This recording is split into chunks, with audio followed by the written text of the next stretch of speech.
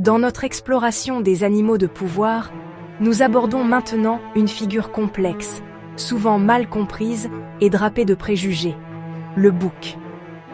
Son image a été déformée par des siècles de folklore et de sensationnalisme, l'associant à des forces obscures et à des symboles de rébellion malveillante.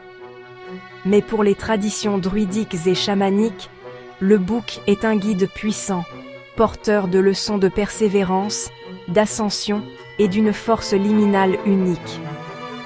Il nous invite à regarder au-delà des apparences, à déconstruire les peurs pour découvrir une sagesse ancienne, ancrée dans la terre et tournée vers les sommets.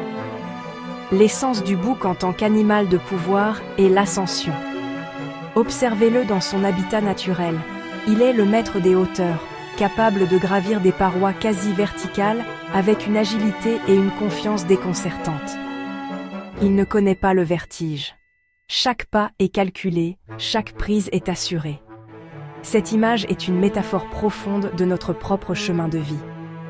Le bouc nous enseigne que les plus grands obstacles, les montagnes d'adversité qui se dressent devant nous, ne sont pas des barrières infranchissables.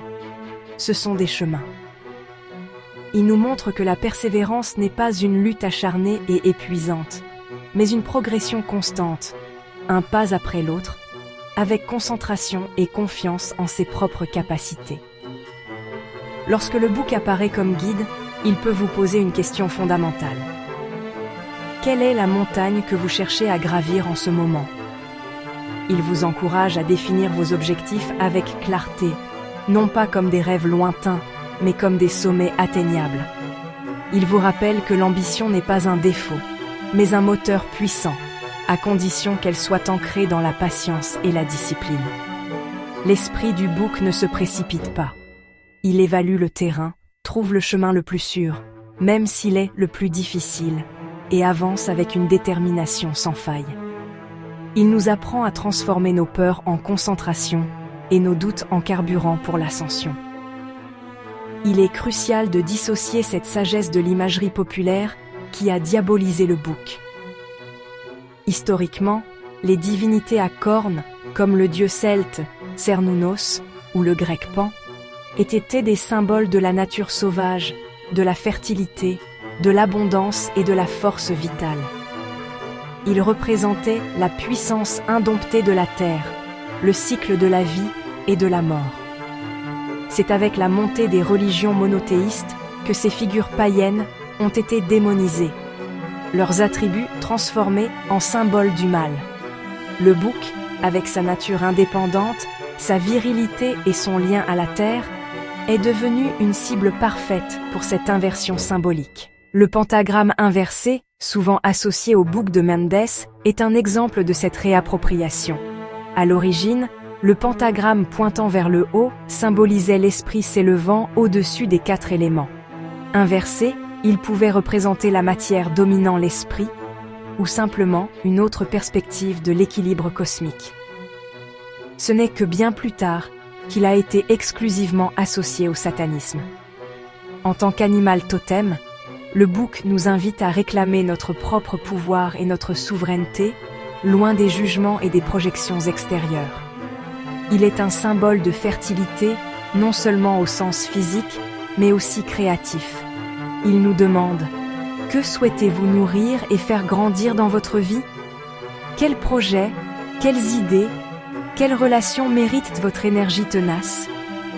Le bouc est aussi un gardien des espaces liminaux, ces lieux entre les mondes. Sa capacité à vivre sur les crêtes, entre ciel et terre, lui confère un rôle de médiateur.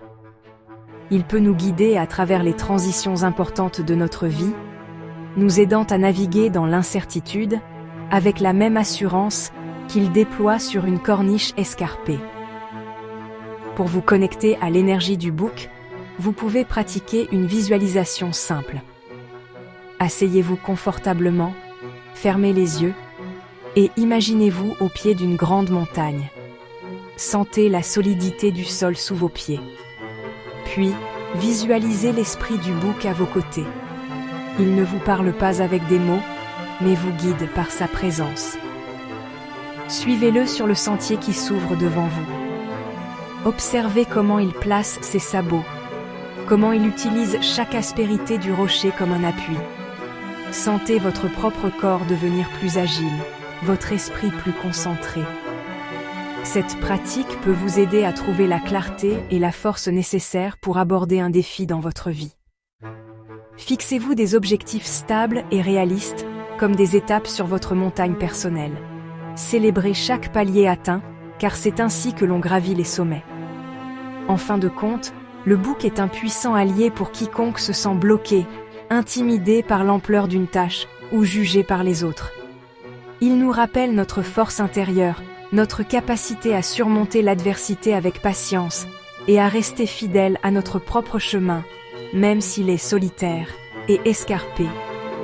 Accueillir le bouc comme animal de pouvoir, c'est choisir de voir au-delà du stigmate pour embrasser une leçon de résilience, d'indépendance et d'ascension spirituelle.